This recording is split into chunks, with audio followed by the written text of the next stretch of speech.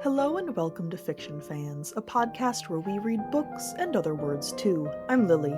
And I'm Sarah, and today we will be talking about The Practice, the Horizon, and the Chain by Sofia Samatar. But before we get into that, we have our quick 5-minute introduction. Sarah, what's something great that happened recently? I got rid of a bunch of nail polish, still usable, like not dried up, still usable, but nail polish through my local Buy Nothing group. So I'm very pleased. Nice. I downloaded that app but haven't actually used it yet. It's not an app that I use or that mine uses. They actually do run it on Facebook. Oh, see, I refuse to use Facebook, so I Yeah. had to go the app. But Yeah. neither option is, ideal. Yeah. My good thing is that I absolutely killed it at a meeting for work recently. I'm not going to go too deep into the nitty-gritty, but it was a weird, ambiguous meeting that a client scheduled that we were like, okay, this could go in a lot of different directions. And then they ended up asking a lot of really easy questions that I slam dunked. And I just feel really good about that. Nice. That is a good feeling. Yeah, it was great. What are you drinking this evening? So the drink that one should have for this book is tap water. And I do have a glass of tap water here with me. But also the tiny terrors have been very naughty today. And so I'm drinking a glass of wine. I do feel like we should specify that the tiny terrors are pugs. Yes. Just for context. The tiny terrors, my two young pug puppies, have been very naughty. Well, I'm sorry to hear that, and I hope the wine helps. I am absolutely drinking tap water. It was going to be my beverage anyway, but luckily, it's really perfect for this book. There's a lot of conversation around how the water tastes different in two different places. There's a lot of, class distinction in this book, if you can even call it that. It's probably beyond that, and there's another word for it. But as someone sort of is elevated in society, marginally elevated, how different the water tastes, and feeling nostalgic for, even though technically lower quality, the taste for the water from his home. So it felt appropriate. Yes. And I read a really bad fan fiction that was like the definition of insta love, and I was very unimpressed. Oh, and no. That's all of the reading I've done recently.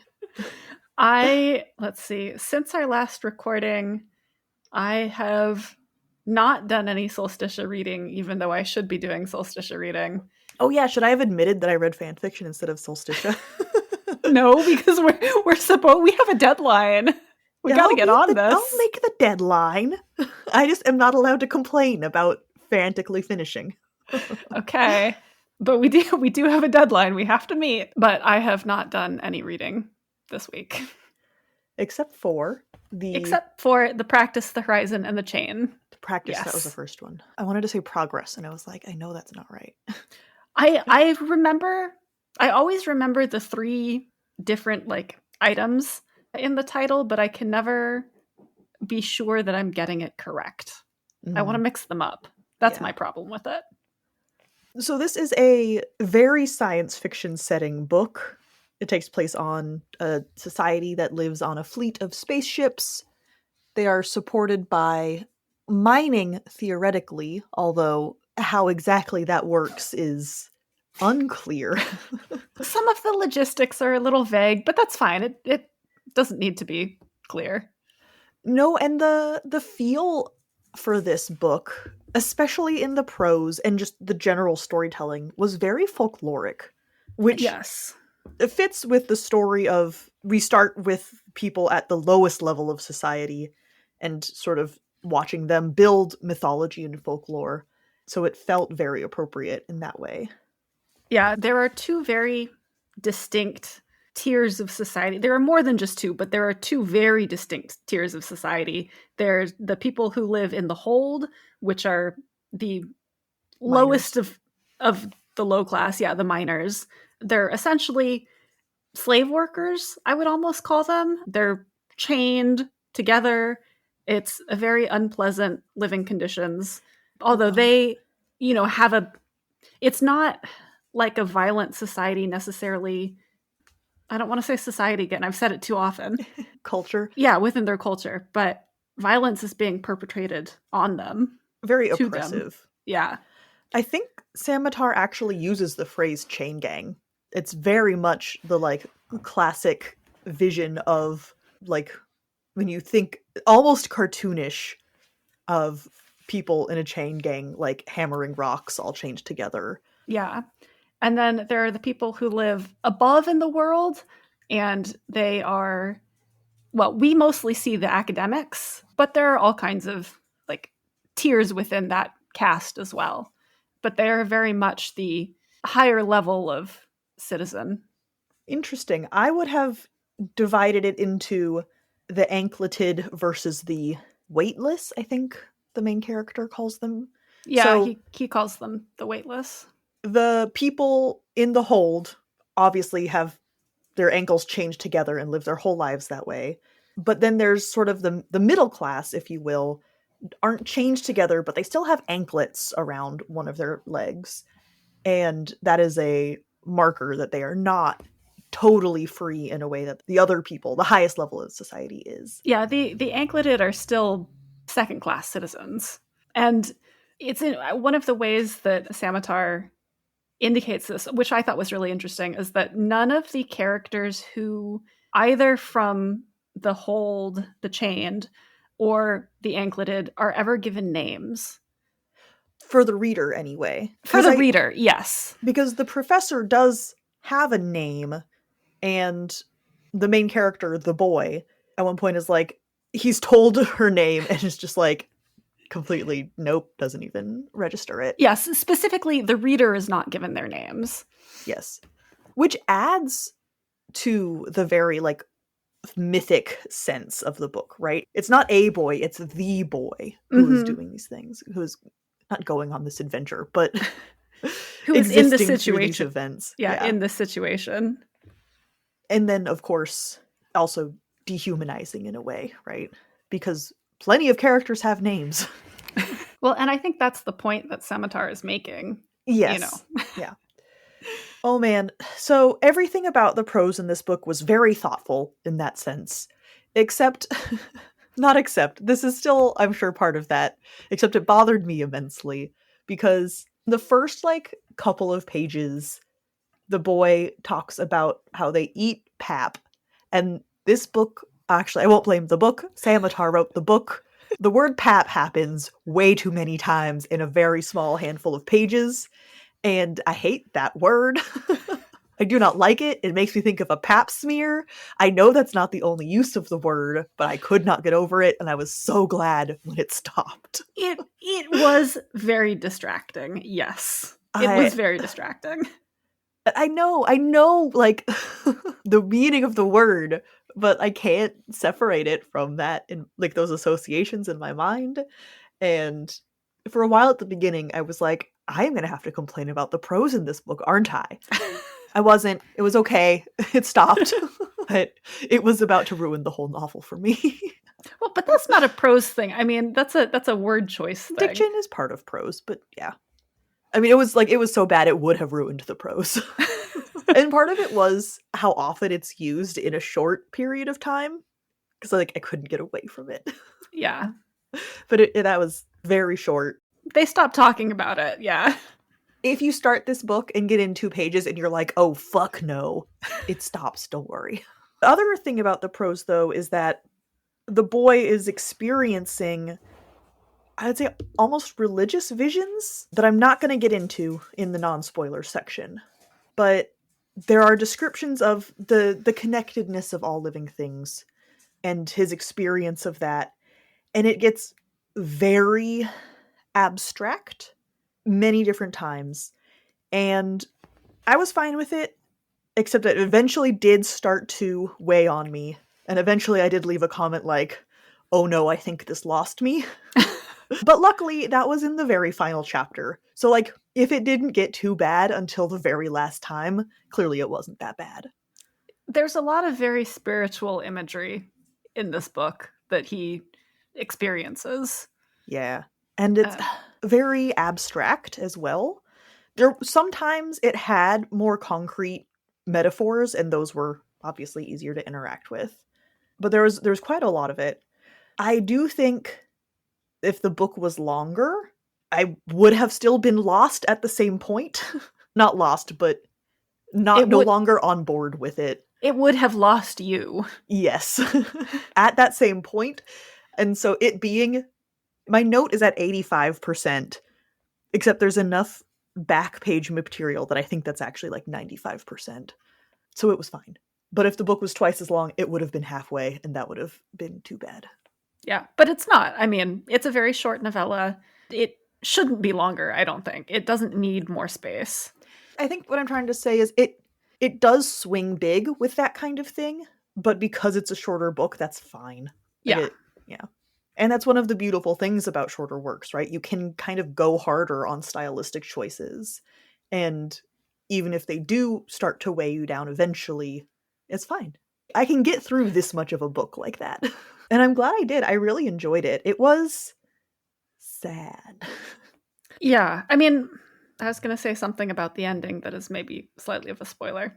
I think, like, the experience of reading this book, yeah, we can talk about how it left us feeling in the spoiler section, but it's dealing with a very oppressed population that's not, like, happy. No, it has a very heavy story. And so just the act of reading it, yes, is hard because the characters are living in a very oppressive society or a very unfair society. And our main characters are part of these lower classes. The boy is from the chained, and the professor is one of the ankleted. And their experiences are not great. Mm-hmm. And then even between their experiences, there is a huge divide. Although, as we find out, the ankleted are not. I mean, that's the whole point, right? The ankleted feel like they're so much above the chained, but there's a very thin line between them and the chained. They can be pushed back at any moment, on a whim, really. Yeah, they ignore it and pretend it's not there because that's how they get through the day, basically, and that's how they feel better about their position in the world. But that divide really is razor thin, and it rests entirely on arbitrary decisions that the waitless make. I will say the professor was a little bit frustrating to me, but almost in a fun way. Not fun, maybe, but she is the frazzled academic. She's on too many committees. She's trying to make the world a better place in whatever way she can in her, corner of the world, advocating for people. And she kind of lets herself get walked all over. And it was so stressful, like in a protective way, I felt. Like I really wanted her to stand up for herself or something, although reading further, I realized what situation she was really in. And so that was... she was a character I wanted to shake. Yeah, I feel like it's a case of she is trying so hard to prove herself to the other academics in this university and in her department. And I wanted to shake her and go, girl, they're never going to like you because you have an anklet. Mm-hmm. You're always going to be proving yourself. You're always going to be less than to them. No, nothing you do is going to make them change their minds about that. And there are other characters that say that to her in the text. It's very short, but there's the jaded one is another one of the academics. Is she just called the jaded? Her name is something along those lines. Yeah, I know there's, I think there's the humble professor or And the the humble jaded. one and the jaded one, yeah. Yeah. Who says, like, funny how our proposals always end up to be lacking in merit in some way. Gee, I wonder what that's about. And the professor, our main character, it kind of just, like, doesn't even... Yeah, it just goes register. over her head. Yeah. That was one of the first times a character in the book points out how fucked up the ankleted situation is. Because as readers, we're entering this world from the boy's perspective. He starts in the hold, and obviously that's fucked up. Like, you don't need a character in the book to point that out. But then he is brought up and made an ankleted, and that is such a leap in his quality of life that he hates. He wants to go back home. But then you sort of start to discover in bits and pieces what it means to be an ankleted, because it's not clear right away, I don't think, that there are people without anklets. No, I don't think it's immediately evident. So yeah, when the jaded one says that, it's one of the first like, okay, there's more. There is more happening here. But it was fascinating with the professor, who obviously has grown up, I'm going to say above ground, although they're in a spaceship, so that's not exactly right. But that's also kind of how they view it. Yeah. The hold is at the center of the ships, I believe. Like Yes. physically. Yeah, I think so. And something about gravity and space, I don't know. So the professor has lived her life above ground as an ankleted, so of a lower class, but she still is familiar with the culture of this society. And yet the boy is so much more socially intelligent than her. I thought was fascinating. Like, I don't remember how he says it, or how the narrative says it. Something about how once he figured out the different demands people had for him, it was very easy for him to interact. Basically, he figured out what people wanted. If they wanted him to, be excited for their project, or if they wanted him to be grateful for his situation, and he was able to give them what they wanted, and so people tended to like him. Well, the professor is very naive, and she's Yes. never had to grow out of that. Whereas the boy has been ripped from everything he knew. However awful, that society is, really, it was still what he knew and was familiar with, and he had friends there and family there, or like pseudo family, even if he didn't actually have any blood relatives left. But he has been thrust into this whole new situation and had to adapt in this environment where everyone looks down on him even more because he doesn't know the cultural norms. He's not foreign, but essentially foreign. Yeah. Whereas she's always had that little bit of cushion in her life, and she's never had to grow out of it. Mm-hmm.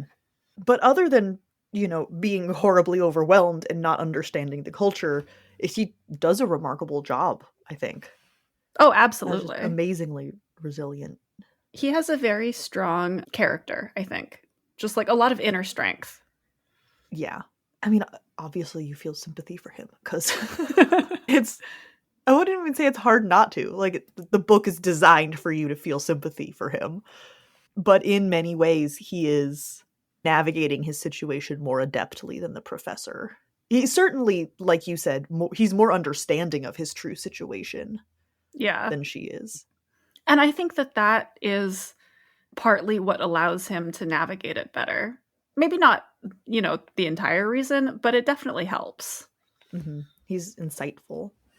So much of this book was like, yes, they're on a spaceship, there are magical anklets. We'll talk about that later. But also it's about academia and the hypocrisy in, the humanities, studying humanity, but also feeling better than many groups of humanity. I am not in academia, and so there was probably even more that went over my head. Yeah, I do feel that there was probably a lot that I just didn't necessarily catch because I'm not in academia either. Although both of my parents did work at University of California in the library. So I feel like I have some understanding of how the library system works, and that's academia adjacent at the very least. It is. I am likewise tangentially aware of grad school, and publish or die is a phrase I know. But like some of the other books we've read, it was enough for me to identify, oh, this is something that's happening here, but I'm not really able to interact with it on a deeper level than that. Yeah. And to be fair, I will say that the blurb of the book specifically says that it's tackling the carceral state and violence embedded in the ivory tower. So it makes it quite clear that this is about academia. I mean, you have to know that the ivory tower is a pejorative for academia, though. I suppose that's true. If you're not familiar with that phrase, Yeah. then you wouldn't get it. But I mean, familiar with the phrase the ivory tower, sure, but specifically that it refers to academia, or that it can specifically refer to academia, is like a specific definition of it. Because you can know, like, oh yeah, someone's living in an ivory tower, sure. well, I meant that you are correct. You do have to know specifically that it is referring to academia. Yeah, because you can know what it means and not catch that specific reference. Yeah, but still, the blurb does, make that clear. It does, if you know. If you know. Which makes me wonder how many other if you know things are happening that I just didn't catch. I would love to hear about that from someone. I don't know. I'm not going to go to grad school, so it will never be me. And this book makes me feel fine with that. And I don't think you need to be familiar with higher education to get value out of this book. I just think that there was clearly an additional layer. Yeah, it's one of those things where if you have that experience, it probably does add deeper meaning to what you're reading, but you can still read it and enjoy it without having been to grad school or without being in academia. Well, who should read this book, Sarah? I'd say if you are looking to engage with a very thoughtful text. Yeah, I was going to also say something about if you wanted to read a thoughtful novella, sci-fi trappings, but that deals with more than just the surface level. Yeah, they don't reverse the ions at any point. There's no techno babble happening here. I mean, I do believe this is firmly sci-fi, but not in a Star Trek-y way. The setting is sci-fi. Some of the space magic is sci-fi, but the plot, I think, or the characters are you could have them in any kind of setting. How dare you call space magic science fiction? I wasn't going to say anything, but yes, there's magic. In this case, I'm okay with still calling it sci-fi, but in spite of that, not because of it. It is the sci-fi kind of space magic.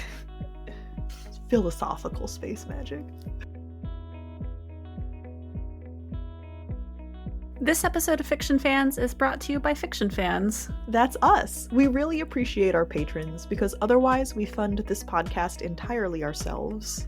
Patrons can find weekly bonus content, monthly exclusive episodes, and have free access to our biannual zine, Solsticia. You can find all of that and more at patreon.com/fictionfanspod. Thank you for all of your support. Talking about the Patreon plug, we didn't actually mention that this book was selected for us by our Patreon supporters. Oh shit. Who voted on it from a small selection of books for us to talk about. So if you are a Patreon supporter, that is also one of your benefits. The remainder of this episode contains spoilers. Talking about academia and how this book makes me grateful that I was never interested in it at all. Not that this book was designed to make Lily feel good about her life choices, but oh man, do some of those characters suck. Some of them suck hard. They're terrible. And not just they're in a bad situation because of the society they live in. No, they actively suck. Yeah, they actively suck. The two other professors, the jaded one and the humble one, they're okay. We don't necessarily see them enough to make judgment calls about them. But my inclination is that they're not bad. But the people that the professor is closest with turn out to be really terrible. Well, I also think it's probably not coincidental that it is the weightless professors. Oh, absolutely end up being not. The worst.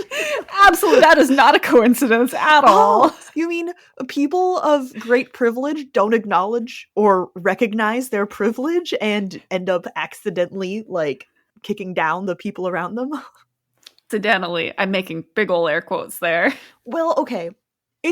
We're obviously talking about Gil because the worst. Gil the absolute worst. He is in the beginning portrayed as the professor's mentor. He's head of the department or something. He's got some kind of departmental power. He's her advisor, her academic advisor. Yeah, I think you can say that he's her academic advisor. And he has been very supportive of her work. You know, she goes over to dinner at his house and drinks wine with him and his wife, and their kids call her auntie and things like that. But when she actually needs him, when she's in a situation because the boy has, I don't want to call it a manic episode, but he gets He has a very, spiritual revelation. yeah, he has a spiritual revelation and he's trying to get back to the hold, and she doesn't know what to do. So she calls Gil, and instead of being a normal person, Gil is like, "You have totally fucked things up for me. I should have expected this because you're ankleted." And he is terrible to her and to the boy and abuses his power over them because apparently any of the waitless can control the physical movements of the ankleted with their phones. Yeah, like they all have an app and you can just make them walk around. It is chilling because until then, yeah, people have looked down on the ankleted, but it's just been almost incidental. Like, yes, it's a mark that they're of a lower class, but it hasn't really affected that we the readers have seen their movement throughout society. Yeah, we don't know until that point, we don't know how great the disparity in power is between the two different classes. And when I said earlier that Gil, as the person of privilege, accidentally kicking the people around him, no, I don't think his actions were accidental. I don't think he realizes how much he is abusing his power because it's normal to him. I agree with that. Is what I meant. Like, yeah, his actions weren't accidental, but he did not understand the implications because it's just like, of course he can do that. yeah, it's not an abuse of power for him because that's just what you do when you're weightless. It's a very stark illustration of people with privilege assuming they deserve it. Yeah. And therefore, people without privilege deserve that too. Yeah. Because otherwise, they'd have privilege. And it's, I mean, a very literal metaphor for that. I mean, he presses a button on his phone and they have to walk the direction he wants them to. Like that, there's nothing subtle there in a very powerful way. Yeah. Yeah. No, it's an incredibly striking moment in the book. A terrible one, but it's a really powerful scene. And the betrayal of that moment where I mean, I think as a reader, I was probably closer to the professor than I wanted, than I like to think. It, on purpose, right? Because my amount of information has been controlled so carefully. I can consider the professor naive, but like also I am just as naive as her when it comes to the culture that we're reading about. But for someone that you thought was an ally to pull that is, I mean, it's heartbreaking. It is. And it's worse that it's him, right? And not just some law enforcement guy. Mm-hmm. Yeah, the fact that it is someone close to her, who knows her personally, who up until this point, I would have called them good friends because she considered them to be good friends. And he probably did too. And he probably did too. That is what makes it so awful. Like, it would be awful anyway, but that's just another level of awfulness to it. And the thing that makes him break is just inconvenience. He's like, I have a class at 8 a.m. and you called me out of bed this early. Yeah. Like, his tolerance has apparently been, I mean, non-existent, right? We find out sort of through some other conversations in this book that the professor is very good at what she does, and Gil has been not using her, but in the academic way of, yes, that's my student who's doing all that smart stuff. It reflects well on him. And so he's been supportive, but as it turns out, only when it benefits him. Yeah, in a very self-serving way. Yes. And then Marjorie, another academic that they work with, who has been kind of useless and condescending towards the boy in a way that really bothered the professor. Condescending towards both of them, really. Yes. She ends up being, having a moment. I can't say she ends up being really cool, because that's maybe an overstatement. She ends up being, I would say that she's less of a dick than Gil, because Gil brings the professor and the boy to Marjorie, right? Because he's like, I have this class at 8 a.m., you deal with them. And then he leaves to go deal with his class. And Marjorie lets them out of their lockstep and helps them go do what they want to do in the hold and on this other ship. But she does it not because she feels any sympathy for them necessarily, but because she or her family a long time ago was kind of fucked by the system, not in a way that actually brought them down to the level of the ankleted or the chained, but they were like super wealthy and then they lost a bunch of money. So you still have limited sympathy for her. But she's mad at the system in a way that Gil is not. Yeah, she's mad at the system. So she helps them because she wants to fuck the system. And she doesn't care about them personally, but the fact that she doesn't care about them personally, and so after she helps them goes back to being kind of a dick, means that for me as a reader, that's not a betrayal, because she didn't care about them in the first place and she still doesn't care about them. That's just her being kind of an asshole, but in a consistent way. Well, she's very honest. Yeah. Right? In a way that Gil clearly hasn't been. And I don't think he was purposefully fooling anyone. That's why accidental maybe doesn't give him enough bad credit. But she, I think, like the boy, sees a lot more of the reality of the situation than Gil or the professor do. Yeah. And so she does immediately throw them under the bus to save her own ass. But yeah, that's fine. And she also told them that she was going to do that. Yeah. She was like, I'll get you the papers you need to get onto this other ship, but I'm not going to help you on the way back.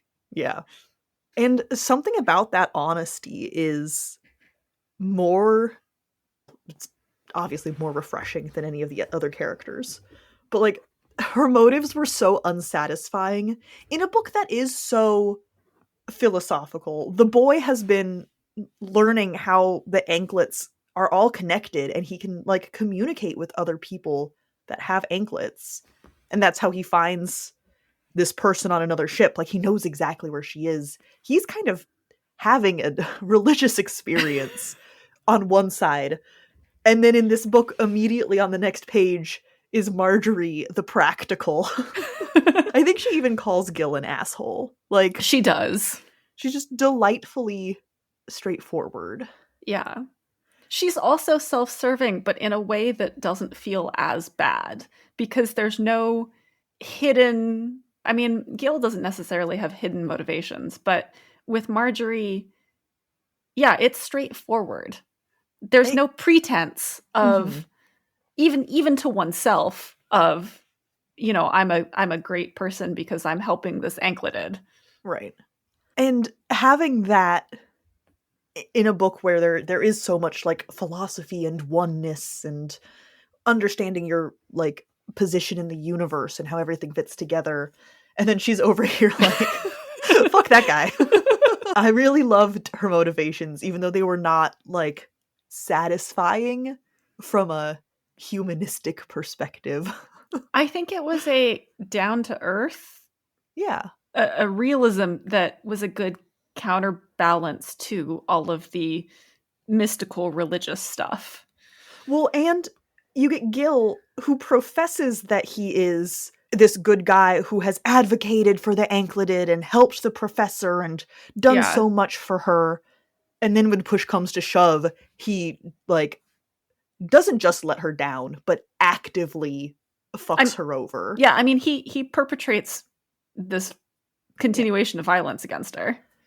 Whereas Marjorie, who has also been helping with the projects, but has not been as self-righteous about it as everyone else, which I think might have been part of the reason why she butted heads with the professor, right? Yeah, I mean, and they do say, I think, she calls that out explicitly. Like, the professor asks her, "Did you give me a bad rating in my last, like, professor review?" And she's like, "Yeah, I did. You're hard to work with." But she's the one who's willing to not, she still doesn't put herself in danger, but goes out of her way to help them. That was, like, definitely my favorite sequence in the book, just for, I mean, Gil's character reveal and then Marjorie's. It was just like, oh, there was a lot of emotional action in that section for such a short novella. It's such a great reversal of expectations. Yes. I think it was fascinating how, okay, we talked about wanting to shake the professor, right? Yeah. She does not look out for herself. And part of my instinct towards her was that I really didn't want her to have negative consequences for being kind to the boy. And not, like, in a narrative sense, but just, like, me personally. Even though she's kind of a dingus, she's clearly doing a kind thing out of kindness. I mean, she considers it a kind thing. The boy might argue, but yeah, I mean, you can't fault her motives. I think she still, in part, is coming to it from a perspective of wanting to study this quote lower class, but she also does genuinely want to help him. And her father was one of the chained who had an opportunity like this. So she has a very personal motivation for wanting to reinstate this program as well. So I feel like it's all tied up and muddled up, where some of it is this ivory tower looking down on what you study, but part of it is really genuine. Yes. And as I was reading it, I didn't want bad things to happen to her for doing good things. And so I was like, please wise up. Like, please, please see the reality of your situation. Stop letting people walk all over you. And I realized when I got to the end that was because I didn't think she could have a good ending if she continued the way she was, truly sympathizing with the boy and the situation in the hold. And, the more she learned about it, the more she wanted to learn. And it felt more genuine as time went on, also, as she spent time in the hold. And I don't know if that was me being a pessimist or my expectations for edgy sci-fi, that I could not imagine her having a good outcome if she stayed, like, sincere. So I wanted her to wise up.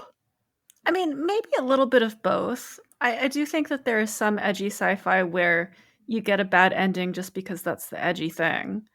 I didn't necessarily want her to wise up I wanted her to continue being genuine, but I wanted her to be a little more politically savvy in playing the internal academic politics needed to promote this program. Yes, I think that's me. My version of rooting for her was get better at playing the game. Yeah. And then the ending of the book made me look like an ass. Because the whole point ended up being, don't strive to go higher up in the hierarchy. Don't play the game. Get out of the hierarchy. Yeah, break the system. And that's the horizon is something that the boy was told and understands at the end is, on Earth there was a horizon. You didn't have to look up, you looked out. And that ends up being a very, I guess not literal, it's still a metaphor, but a very direct metaphor. But I wonder how much of that is the optimism of fiction, whereas we're coming to it with some of the pessimism of reality, where you do usually have to play the game in order to make change in these situations. And I think this book is trying to challenge that, right? I Yeah, mean, it's it easier. is. And that was me going, no, just get higher up in the hierarchy and then you can help more people. But that's still feeding the machine. Yeah. I don't know, but it's a little easier to break the chains in this book, I think, than it is in real life. Well, when there are literal chains, it is more straightforward. And also space magic where you can connect to everyone's anklets in your mind that somehow. that does help. That does help. I was shocked that the guard ended up being cool. I know, me too. And I think that is when I think of the guards, I guess it's not a prison, but the guards who are guarding the chained, I think of them as perpetuating the system. And they do. I think that they are, in some respects, guards of a prison. They are. It's just not. That's not the language used in this Yeah. world. And they certainly are perpetuating the system. But it was nice to see the guard who shows up throughout the book. And I feel like he kind of goes, we don't see it as much, but I feel like he kind of goes on a parallel journey with the professor as she learns more about the hold and comes to empathize more with the people in there. So does he. And so by the end of the book, he's also been with them on much of their experiences. And so he has an expanded mind about things too. Well, and he isn't ankleted. You know, Yeah. he's not a weightless. And yet he is keeping the lowest level down in a, direct physical sense. But I really like that Samatar kind of flipped that script and pointed the finger at the people at the top of the hierarchy for perpetuating the class system and not the people in the middle who, yes, are doing so, but in a not self-serving way, but like in a survival way. Yeah. Like, yeah, it's not great that they're keeping people in chains, but they're really not the ones who are creating and perpetuating the system from the top down. There's a different level of responsibility. And because the guards are ankleted, it really puts them in the system as much as the chained are. Right? Yeah. Because we know that they could be sent right down so easily. Mm-hmm.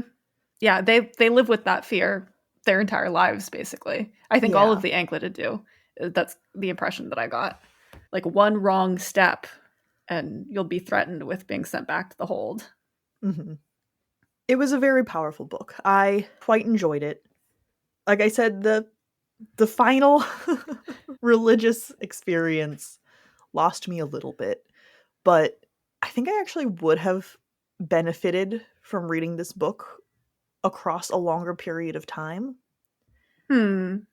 It's very short. It's you said it was officially a novella. It's a novella, yeah. Yeah. And I was able to read it in just about one sitting. But because the narrative is so folkloric, I think I would have preferred to take my time and would have glazed over less in the wishy-washy we are all a river parts. Yeah, I mean, I think it probably does benefit from a slower reading, but one of the great joys of a novella is that you can very easily reread it. Yes. And I should clarify, that's probably partially a reader mismatch. I don't particularly enjoy religion.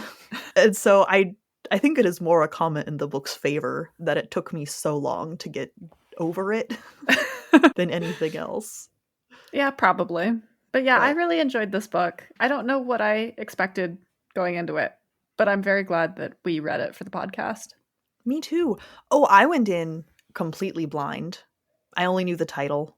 You might have given me a description a couple weeks ago, but I had forgotten I did not. by the time I started. Okay, great. I did not give you a description. I think I told you that this was a book that a lot of people liked, and it won some awards. Yeah. But it is always fun going into something with no expectations and truly experiencing it as the words on the page tell you what's happening. And that is maybe a dumb thing to say, but when you're choosing a book to read and you're reading descriptions and looking up genres and what are the tropes in this book, you end up going into it with expectations. Yeah. or listening to a podcast episode. I do really enjoy. Sometimes that sends me on a curve, but I think this book, I won't say benefited from that, because I don't think you would have a negative experience. Yeah, I don't think it needed that. But this book was such that I particularly enjoyed it, maybe is what I mean. Thank you so much for listening to this episode of Fiction Fans. Come disagree with us. We're on Blue Sky and Instagram at FictionFansPod. You can also email us at fictionfanspod@gmail.com or leave a comment on YouTube. If you enjoyed the episode, please rate and review on Spotify and Apple Podcasts, and follow us wherever your podcasts live. We also have a Patreon where you can support us and find exclusive episodes and a lot of other nonsense. Thanks again for listening, and may your villains always be defeated. Bye.